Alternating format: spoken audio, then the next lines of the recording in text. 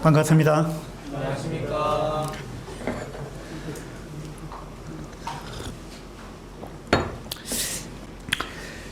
스크린 좀 띄워주시죠. 모든 일을 원망과 시비가 없이 하라. 어디에 나오는 말씀이죠?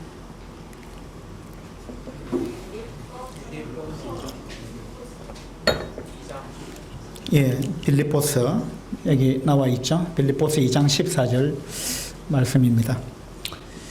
우리가 작년에 형제 일을 하면서 내년도 표어를 어떤 걸로 할까요? 하고 이제 의견을 좀 들어봤는데 이걸로 하면 좋겠다 하고 어떤 형제님이 제시를 하셨어요. 모든 일을 원망과 시비가 없이 하라. 현수막을 그저께 보니까 만들었던데 안 바꿨네요. 현수막을 열심히 만들어 놓고 새해 첫 주부터 딱 걸어놓고 해야 되는데 아마 정신이 없다 보니까 바꾸질 못했습니다. 모든 일을 원망과 시비가 없이 하라. 자, 원망. 원망을 국어사전에 찾아보니까 못마땅하게 여기어 탓하거나 불평을 품고 미워하는 것이다. 이렇게 나와 있습니다. 누군가를 이제 못마땅하게 여긴다는 거죠. 그래서 그 사람을 탓합니다. 그리고 불평을 품습니다. 그리고 그 사람을 미워한다는 거예요. 이것이 이제 원망입니다. 우리가 이제 이런 원망에 빠지기가 쉽죠. 칼 마르크스가 누구죠?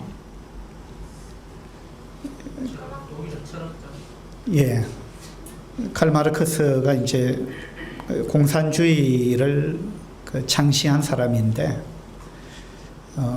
자본론, 공산당 강령, 이런 책들을 쓰고, 이 땅의 공산주의를 대두시킨 이러한 인물이고, 이 사람으로 인해서 전 세계가 둘로 쪼개졌습니다. 근데 이 사람은 유대계 혈통입니다. 그리고 이 사람의 집안은요, 대대로 랍비 집안이었어요. 그의 외조부도 랍비였고요. 이 칼 마르크스가 루터 교회에서 세례를 받은 그런 사람입니다. 기독교인이라는 이야기죠. 그리고 교회에서 결혼식을 했습니다. 그런데 이 칼 마르크스가 대학생 때 청년 해겔 학파를 이제 접하게 됩니다. 청년 해겔 학파. 이 해겔은 이제 변증법으로 유명한 사람이잖아요. 그래서 이제 이 청년 해겔 학파라는 단체에 소속이 되면서 칼 마르크스의 인생이 바뀌게 됩니다.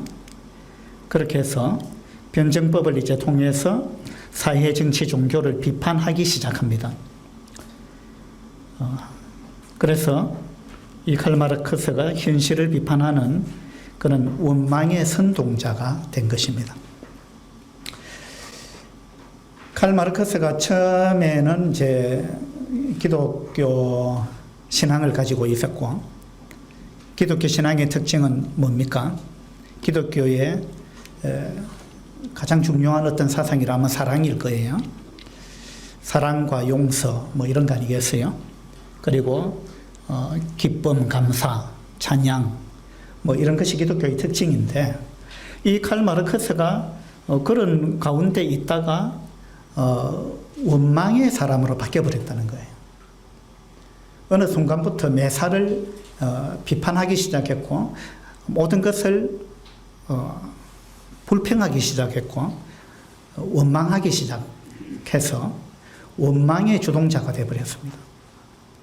언제부터 그랬느냐? 청년 해겔 학파를 만나면서부터 그렇게 됐습니다. 그렇게 해서 모든 것을 변증법적으로 세상을 바라보는 거예요. 그러니까 계속해서 이것이 옳으냐 저것이 옳으냐 따지는데 익숙해져 버렸다는 거예요.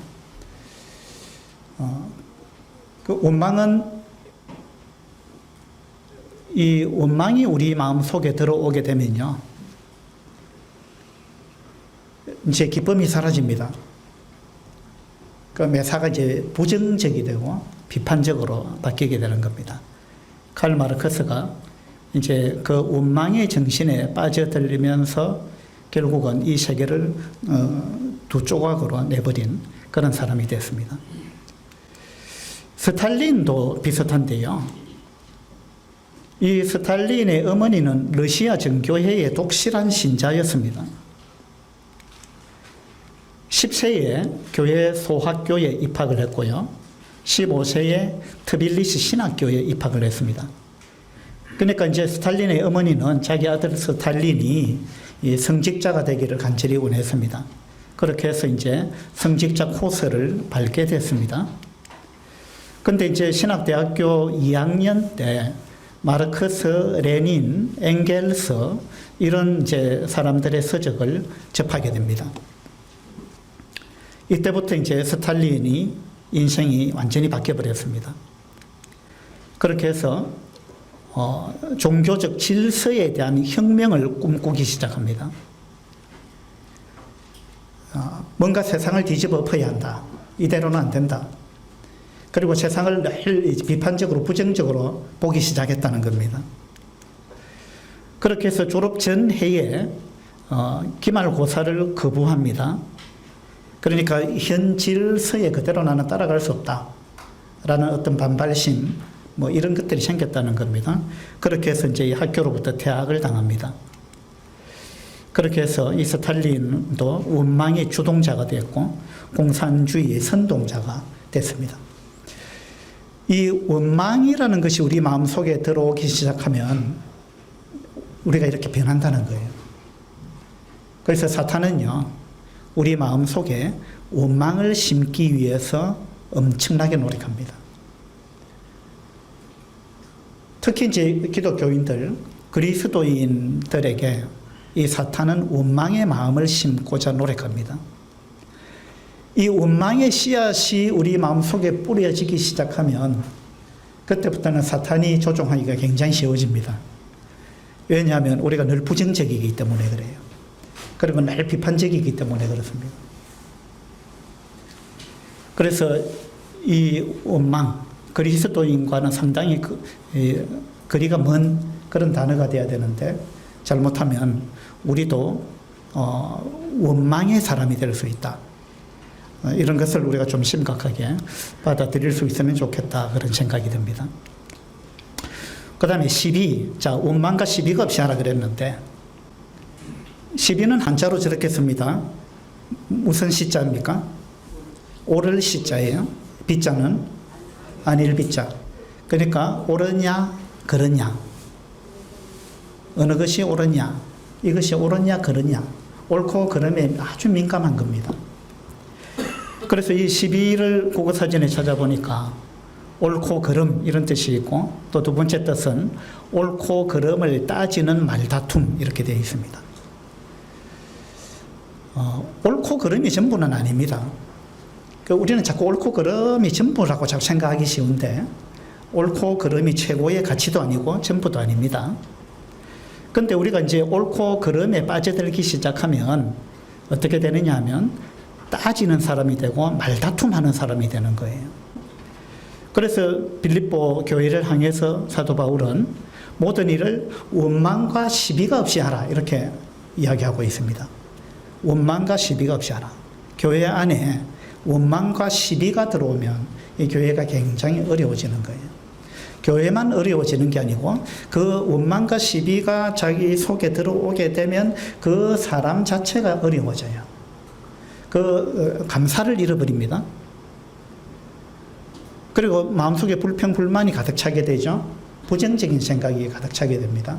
그러면 기쁨을 잃어버립니다. 그럼 자기만 그러냐? 그 주변 사람도 그렇게 돼요. 그래서 빌립보 교회가 원망과 시비가 있어가지고 기쁨을 잃어버렸죠. 그래서 바울은 이제 빌립보 교회를 향해서 모든 일을 무엇을 하든지 간에 어떤 경우든지 간에 이것을 버려라. 이 습관을 버려야 된다. 원망하는 습관, 시비하는 습관 이걸 버려야 한다. 이것을 바울은 빌립보서에서 굉장히 강조하고 있습니다.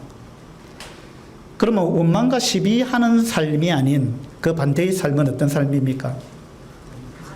네, 감사하는 삶이에요. 그 범사에 감사하라. 그것도 바울이 한 말이죠. 범사에 감사하라. 범사에 원망과 시비를 하지 말고 범사에 감사하라. 그리고 범사에 기뻐하라. 그죠? 이것이 그리스도인의 마땅한 삶의 태도가 되어야 될 것입니다. 올 한 해 우리가 모든 일을 원망과 시비가 없이 하라. 이 말씀을 늘 마음에 새기면서 그렇게 한 해를 보내면 좋겠다. 그런 생각이 듭니다. 자, 이게 어디일까요? 영남로입니까?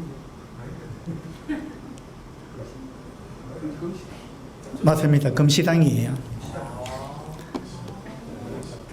예, 저기 밀양 시내에 계시지 않고 멀리 계시는 우리 김지덕 형제님이 맞추셨네요.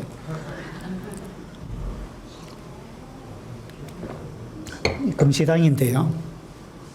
금시당 이제 앞으로 강이 흐르고 있고, 여기 경치가 아주 좋습니다. 저기 큰 나무가 하나 있죠. 어떤 나무입니까? 예, 은행나무입니다. 저 은행나무 연수가 몇 년인지 아십니까? 예, 비슷했는데 450년 정도 됐다 그래요. 예, 저 은행나무 제가 이제 얼마 전에 가서 봤는데, 예, 이 나무인데요. 그 밀양에서 은행 잎이 노랗게 물들어서 떨어질 때쯤 가장 경치 좋은 곳이 여기입니다. 밀양에서 은행 잎이 떨어질 때. 그 이제 제가 얼마 전에 은행 잎이 떨어졌을 때 위용진 형제하고 같이 한번 가봤습니다. 이 은행나무를 가까이서 보니까요, 어른 세 사람이 이렇게 손을 맞잡아야 은행나무 이 기둥을, 밑둥을 이렇게 감쌀 수 있을 정도로 이 은행나무 굵기가 이래요. 예, 두 사람 갖고 안 되겠더라고요. 450년이나 됐으니까. 예, 정말 멋있었어요. 이제 원래 은행잎 떨어질 때 우리 한번 가보도록 하면 좋을 것 같아요. 근데 이 금시당이라는 이곳은 이제 조선시대에 학자가 관직에 있다가 나는 관직하고 내 체질이 안 맞네 하고는 관직을 과감하게 벗어던지고 고향으로 내려왔습니다. 밀양 사람이죠. 이분이 내려와가지고 여기다가 이제 이렇게 집들을 짓고 여기 살면서 나는 여기서 후학들을 가르치겠다. 그리고 자연과 붙으면서 살겠다. 이렇게 해서 이제 만들어진 것이 금시당입니다. 근데 이 금시당의 이름이 왜 금시당일까요? 무슨 뜻이죠? 금시당. 이 금시당은 이제 중국의 도연명이라는 사람이 쓴 글, 기글의사라는 글 가운데 한 구절에서 따온 겁니다. 그 이제 기글의사에 보면 이런 이제 문구가 있는데 한번 읽어보시죠.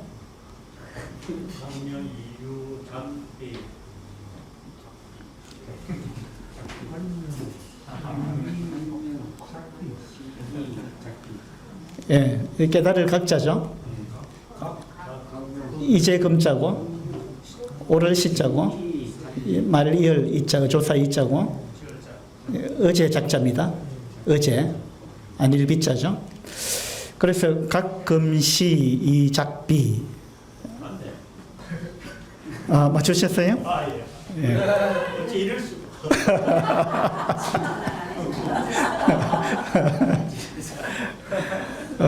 도연명이 쓴 이제 글 가운데 한 구절인데 어떤 뜻이냐? 이태원 인재님 해석 좀 해주세요.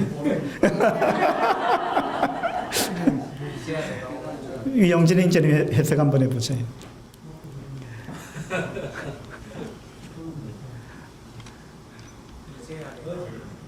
어제는 틀렸고 지금은 옳다.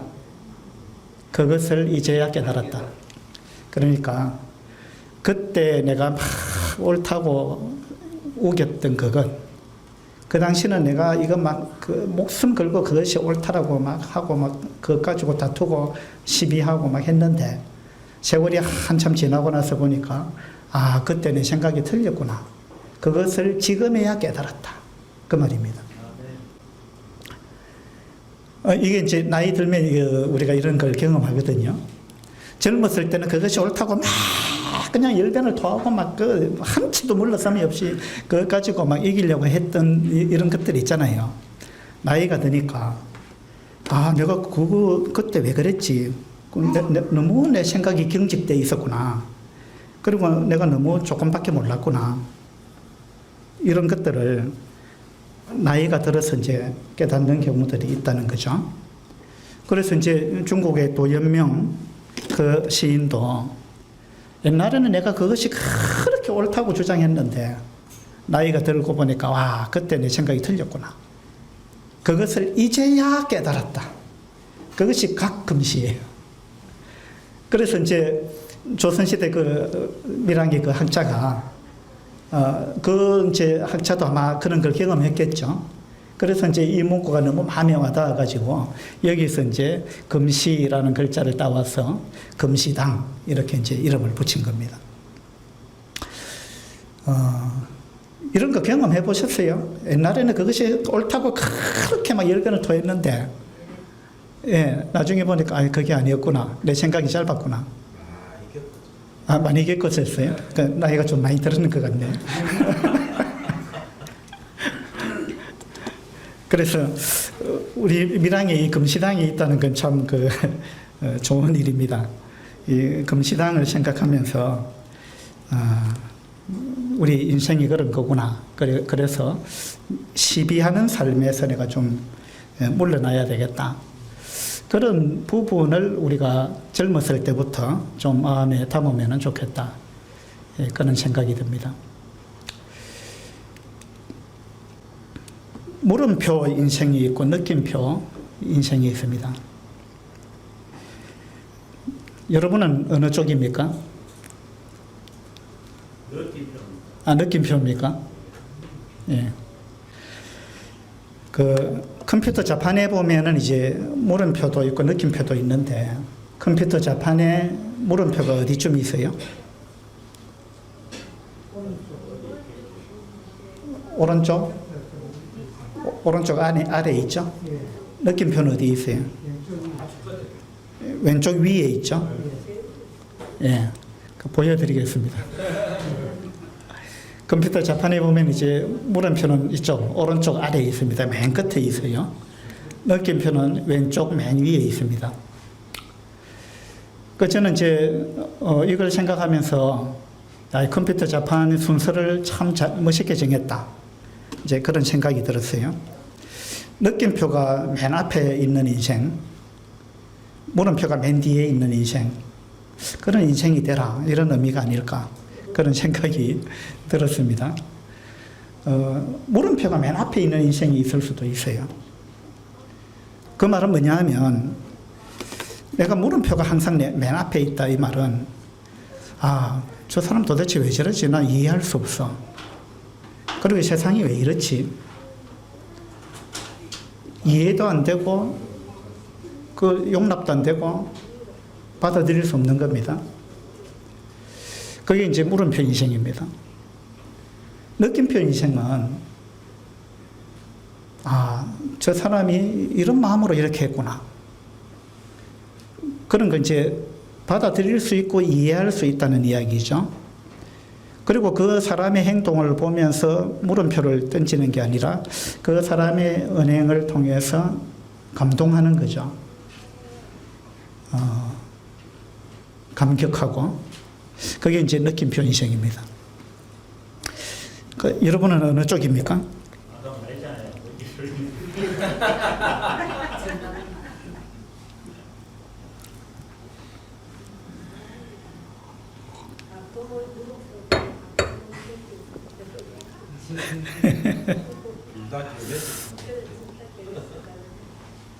예. 그 오늘의 이제 표어 모든 일을 원망과 시비가 없이 하라.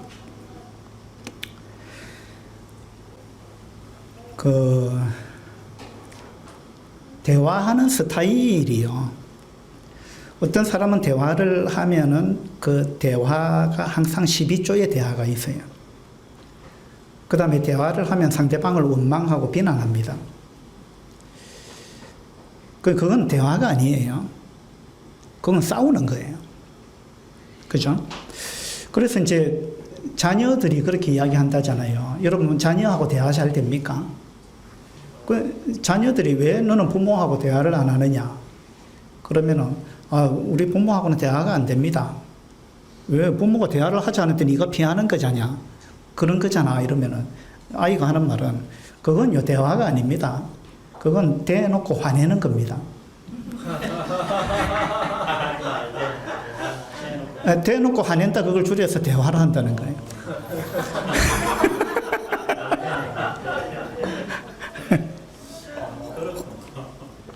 그러니까 부모가 자식하고 대화를 하면 흔히 그렇게 한다는 거예요. 그러니까 자식은 이거는 부모하고 대화가 아니고 그냥 혼나는 거죠, 그냥. 그죠? 그러니까 이제 자녀는 부모하고 대화를 안 하려고 한다는 거예요. 여러분은 자녀하고 대화할 때 어떻게 합니까?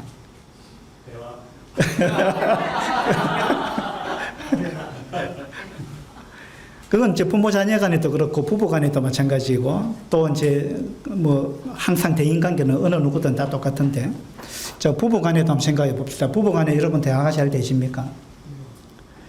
부부 간에 만약에 대화가 잘 안 된다면 한쪽이요, 대화하자 해놓고 대놓고 화를 내거나, 안 그러면은 원망하고 시비하고 따지고 막 그걸 대화라고 생각할 수 있어요.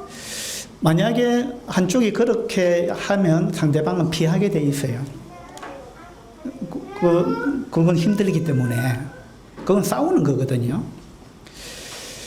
그래서 이제 부모 자식 간의 대화가 흔히 그렇게 흘러가기 쉽고 부부 간의 대화도 그렇게 흘러가기가 쉬워요. 왜냐하면 원망과 시비로 대화를 하면 안 되는데 모든 일을 원망과 시비가 없이 하라. 이건 대화도 마찬가지입니다. 모든 것에 원망과 시비가 없이 돼야 되는데, 대화도요, 남하고 대화할 때는 흔히 사람들이 남하고 대화할 때는 그렇게 잘 안 하거든요. 그런데 자식하고 대화할 때는 원망과 시비로 대화를 시작합니다. 부부 간에도 그렇게 할 수 있어요. 그래서 모든 일을 원망과 시비가 없이 하는 것, 이게 이제 굉장히 중요하죠.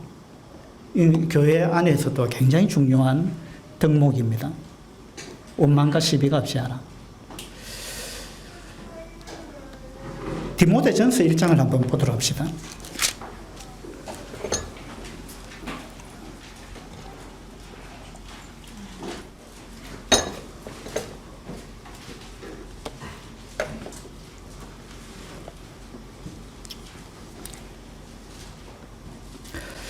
디모데전서 1장 13절입니다. 13절.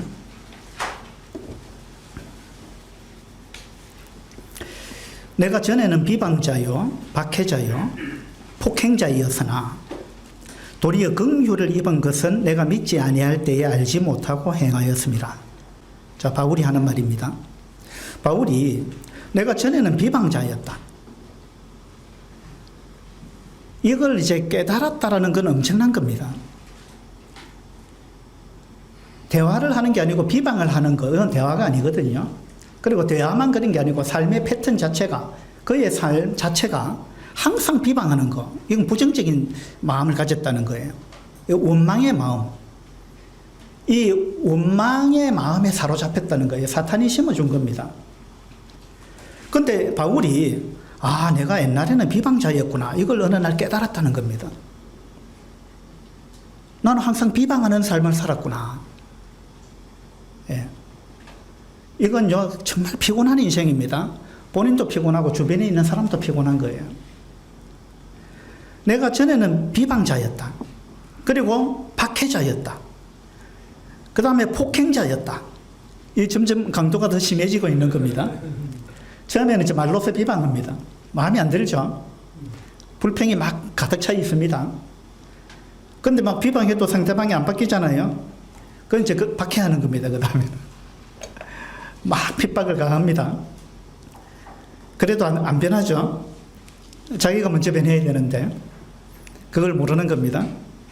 그러니까 안 되니까 비방해도 안 되고 박해해도 안 되니까 그다음 폭행자가 되는 거예요. 그 바울이 실제로 그래 했거든요.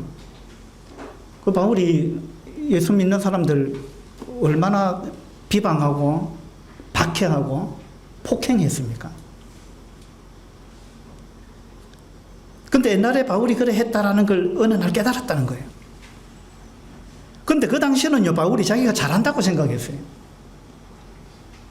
그 뒤에 보니까 그때 알지 못하고 행했다 그랬죠? 그때는 내가 정말 몰랐다. 근데 그때는 자기가 안다고 생각했어요. 지금 생각해 보니까 그때 자기가 너무 몰랐다 이 말이잖아요. 아까 각 금시 이작비, 그죠? 그때는 그것이 옳았다고 생각한 거예요. 바울도 그랬다는 거예요. 바울은 그 당시에는 그것이 확실하다. 이것이 정말 옳다. 그 확신을 갖고 있었던 사람입니다. 왜냐하면 바울은 학문에 뛰어난 사람이었습니다. 그리고 그 당시 이스라엘에서 가장 훌륭한 스승 밑에서 가말리엘은 랍비 중에 랍비, 이스라엘 역사상 가장 훌륭한 그러한 선생으로 인정받는 그 사람이 가말리엘입니다. 바울이 그 가말리엘 문화생이었습니다. 가말리엘한테서 배웠다는 거예요. 요즘으로 치면 서울대 나왔다 이 말인데 우리로 치면 그 서울대 그 이상입니다. 왜냐하면 우리는 서울대 단체로 들어가지만 이 당시 바울은요, 가말리엘 문화생으로서 개인 지도를 받았습니다. 얼마나 놀라운 사람입니까? 그러니까 바울은 어떤 학문이라는 이런 차원에서 볼 때 바울을 능가할 사람이 없을 정도였습니다. 그러니까 바울이 얼마나 수재였고 똑똑한 사람이었습니까? 그러니까 바울은요, 자기가 다 안다고 생각했습니다. 자기가 아는 것이 확실하다. 그렇게 생각했기 때문에 예수님 믿는 사람들, 죽어야 한다 이 사람들은. 왜? 자기 생각이 옳기 때문에. 그 사람 생각이 틀렸거든요. 아무리 생각해도 자기가 옳은 거예요. 그래가지고 자기하고 다른 사람을 핍박하고 폭행하고 죽이고, 그러면서 자기는 하나님 앞에서 잘한다 이렇게 생각한 거예요. 하나님 앞에서 나는 잘하고 있다. 하나님이 나를 보면서 얼마나 기뻐하실까. 이게 그 당시 바울의 생각이었습니다. 그런데 세월이 지나고 바울은 내가 그때 너무 몰랐구나. 그때 내가 알지 못하고 그랬다. 내가 너무 몰라서 그랬다. 이것을 바울이 뒤늦게 깨달은 거예요. 그리고 내가 전에는 비방자였다. 내가 너무 몰랐기 때문에 내가 비방자였다. 그리고 박해자고 폭행자였다. 그러니까 나중에 이걸 깨닫고 생각했을 때 자기가 박해하고 폭행했던 그 사람들, 자기로 인해서 고난당했던 그 사람들 생각할 때 얼마나 마음이 아팠겠어요.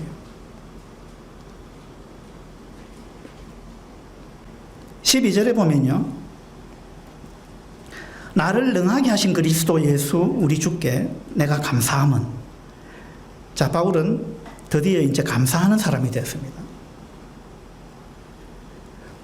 내가 감사한 것은 나를 충성되이 여겨 내게 직분을 맡기심이니. 그러니까 내가 이런 사람인데, 내가 옛날에 비방자였고 박해자고 폭행자였는데, 내가 하나님께 전혀 도움이 안 되는, 오히려 하나님의 일을 방해하는 그런 사람이었는데도 불구하고 하나님께서 나를 충성되이 여겨주셨다. 충성되이 여겨주셨다 그 말은 내가 충성된 사람이 아닌데 하나님이 나를 충성되이 여겨주셨다 그 말이잖아요. 그러니까 바울이 너무 감사한 거예요. 하나님께서 자기를 택해가지고 사도로 삼아주셨다라는 거 생각할 때 바울은, 나는 사도 될 자격이 없는 사람인데 내가 어떻게 감히 주님의 사도가 될 수 있습니까? 내가 교회를 핍박했던 사람인데, 내가 날 비방자였는데, 내가 박해자고 폭행자였는데 어떻게 나를 하나님이 사랑해가지고 나한테 이와 같은 직분을 맡겨가지고, 나를 사도의 직분을 맡기고 나한테, 그리고 복음을 전할 수 있는 이런 복음 전도자로 나를 삼아 주셨습니까? 이걸 생각할 때 바울은 이걸 감당할 수가 없었습니다. 그래서 바울은 나를 능하게 하신 그리스도 예수, 우리 주께 내가 감사한다, 감사한다.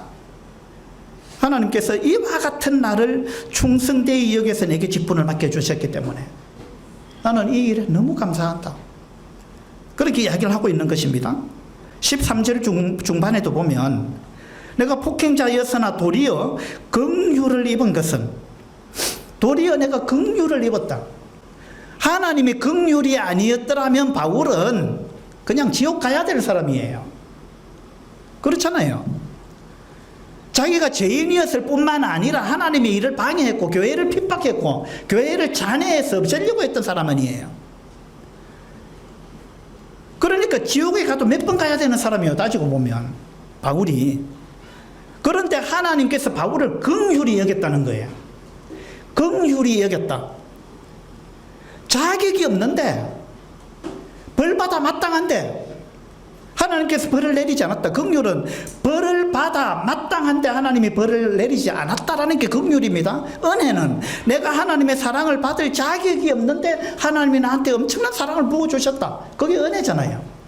우리 그리스도인은 은혜와 긍휼을 입은 사람들입니다. 바울도 마찬가지죠. 그래서 바울은 내가 긍휼을 입었다. 긍휼을 입었다. 그 다음에 14절에 보면 우리 주의 은혜가 그리스도 예수 안에 있는 믿음과 사랑과 함께 넘치도록 풍성하였다. 바울은 아무리 생각해도 자기가 이렇게 내가 이런 자리에 있을 사람이 아니다. 바울은 그걸 늘 기억하면서 늘 빚진 마음으로 그렇게 살았습니다.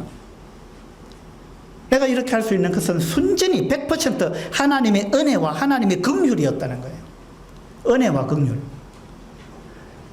그런데 은혜와 긍휼로 인해서 우리가 구원받아서 하나님의 자녀가 되었으면, 하나님의 은혜와 긍휼이 없었더라면 우리는 지옥 가야 되는, 지옥을 가도 몇 번 가야 되는 그런 사람인데, 그런데 우리가 하나님의 은혜와 긍휼로 구원받고 이런 자리에 있다면 이제 은혜와 긍휼이 우리의 삶의 패턴이 돼야 되는 거예요. 맞잖아요. 그런데 우리는 남을 향해서 은혜와 긍휼이 없는 거예요. 은혜와 긍휼이 있으면 비방자가 안 됩니다. 남을 향해서 은혜를 베풀고 그 사람을 긍휼히 본다면, 그리고 내가 원래부터 나는 자격이 없는 사람이었다, 이걸 인정한다면 다른 사람을 비난하고 비방하고 불평불만하고 심판하고 시비를 걸고 말다툼하고 따지기 좋아하고 이렇게 하는 것은 은혜와 긍휼과는 너무나 거리가 먼 거예요.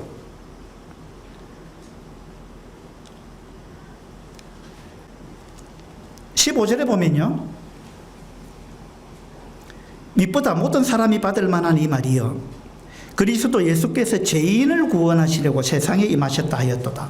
죄인 중에 내가 괴손이라. 이 바울이 이전에는 자기가 죄인이라는 걸 인정 안 했잖아요. 자기는 율법을 다 지켰다. 내만큼 율법을 철두철미하게 지킨 사람이 있느냐, 뭐 이렇게 생각했던 사람입니다. 그 바울은 자타가 공연하는 뭐 그런 사람이었어요. 그런데 지금 와서 바울이 깨닫는 게 이런 겁니다. 옛날에 내가 비방자였다. 그때 내가 너무 몰랐다. 그리고 내가 죄인 중에 괴수였다. 죄인 중에 괴수였다. 바울이 얼마나 겸손해졌습니까? 드디어 자기 실체를 안 거예요. 나는 자격이 없는 사람이다. 나는 너무 모르는 사람이다. 그죠? 우리 그걸 알아야 돼요. 우리 너무 모르는 사람이에요, 다. 근데 우리 너무 잘 안다고 생각해요. 그러니까 원망과 시비가 이제 계속 나오는 겁니다. 바울이 고린도전서에서는 자기를 어떻게 이야기했느냐 하면요, 사도 중에 가장 작은 자다, 이렇게 이야기했습니다. 사도 중에 가장 작은 자다. 우리가 생각할 때는 사도 중에 가장 첫 번째 사도 같아요, 바울이. 근데 바울은 그렇게 생각 안 한다는 거예요. 바울은 사도 중에 가장 작은 자가 나다. 나는 사도 될 자격이 없는 사람이었다. 사도 중에 가장 작은 자다. 이때가 언제냐면 고린도전서가 쓰여질 때가 언제냐면 AD 한 57년입니다. 바울이 나이가 한 57세 됐을 때입니다. 바울이 이제 AD 57년이다 하면 바울 나이도 57세구나 이렇게 생각하면 비슷해요. 근데 57세 정도 되었을 때 고린도전서를 쓰면서는 그렇게 기록했는데 3년 지나가지고 60세 정도 되었을 때 에베소서를 기록했는데요.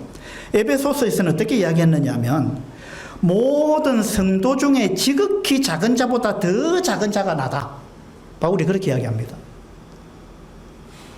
57살에는 사도 중에 가장 작은 자다 이렇게 비교해서 이야기를 했습니다. 60세 정도 되었을 때는 사도 중에가 아니고 모든 성도 중에 그 중에서 지극히 작은 자, 모든 성도 중에 지극히 작은 자, 그보다 더 작은 자가 나다. 바울이 그렇게 이야기했어요. 이 나이가 들면서 철이 든 거예요. 60세 정도 되면, 저는 이제 원래 62세 됐는데, 만으로 하면 60세입니다.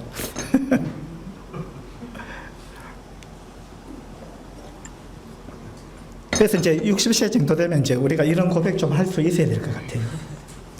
모든 성도 중에 지극히 작은 자보다 더 작은 자가 나다. 이게 바울이 60세 때 고백입니다. 또 한 3년이 지나가지고요. 바울이 63세 정도 되었을 때 이 디모데전서를 기록했습니다. 이 디모데전서를 기록하면서는 내가 사도 중에 작은 자도 아니고 모든 성도 중에 지극히 작은 자, 그보다 더 작은 자, 그 정도도 아니고 나는 죄인 중에 내가 우두머리다. 죄인 중에 내가 괴수다. 바울이 그렇게 이야기하는 거예요. 그래서 우리가 이와 같은 사실을 깨닫고 인식하게 되면은요, 원망과 시비하는 어떤 삶의 태도, 이 태도에서 벗어날 수 있어요. 그래서 올 한 해 우리가 표어를 모든 일을 원망과 시비가 없이 하라. 원망과 시비가 없이 하라. 이걸로 정했는데 올 한 해 나는 감사하는 사람이 되겠다. 그리고 모든 사람을 보면서 감격하고 감동하는 사람이 되겠다. 그런 다짐을 하면서 올 한 해를 우리가 시작할 수 있으면 좋겠다. 그런 생각이 듭니다. 물음표 인생이 아니고 느낌표 인생. 그 느낌표가 자판의 맨 앞에 있는데 여러분의 자판은 물음표가 맨 앞에 있는 거 아닌지 모르겠어요. 그 물음표가 맨 앞에 있다면 이제 이걸 좀 자판을 바꿔가지고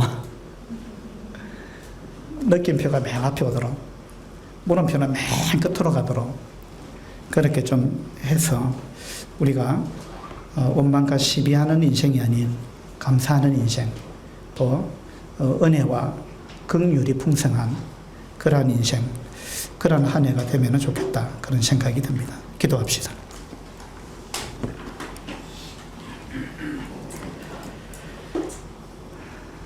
아버지 하나님, 빌립보 교회가 성도 간의 원망과 시비가 있음으로 인해서 교회가 굉장히 어려웠고 교회에 다툼이 있었고 또 그로 인해서 교회가 기쁨을 잃어버린 이러한 가운데 있었습니다. 하나님은 이 빌립보서를 통해서 계속해서 빌립보 교회가 그 기쁨을 회복하기를 원하고 기뻐하라. 내가 다시 말하노니 기뻐하라. 그렇게 이야기를 하고 있습니다. 바울도 이전에 자기의 삶이 비방자였다는 것, 또 박해자로 살았고 폭행자로 살았다는 사실을 뒤늦게 깨닫게 되었습니다. 그래서 바울의 삶은 감사하는 인생으로 바뀌었고 바울은 우리에게 계속해서 이야기하기를 항상 기뻐하라. 그리고 범사에 감사하라. 그렇게 이야기를 하고 있습니다. 아버지 하나님, 우리가 우리 마음속에 이 원망의 정신, 시비의 정신이 들어오지 않도록 해 주시기 바랍니다. 칼 마르크스나 스탈린도 처음에는 크리스찬으로 참 감사하는 삶을 살았지만 어느 날 그 마음에 이 원망의 씨앗이 들어와서 그로 인해서 그들의 인생이 완전히 바뀌어버렸던 이러한 사실을 우리가 봅니다. 아버지 하나님, 우리가 이 사탄의 게임에 빠지지 않도록 해 주시고 우리의 마음 속에 원망과 시비의 정신이 깃들지 않도록 해 주시기를 바랍니다. 또 오신 은혜 감사드리며 우리 주 예수 그리스도 이름으로 기도드립니다. 아멘. 수고하셨습니다.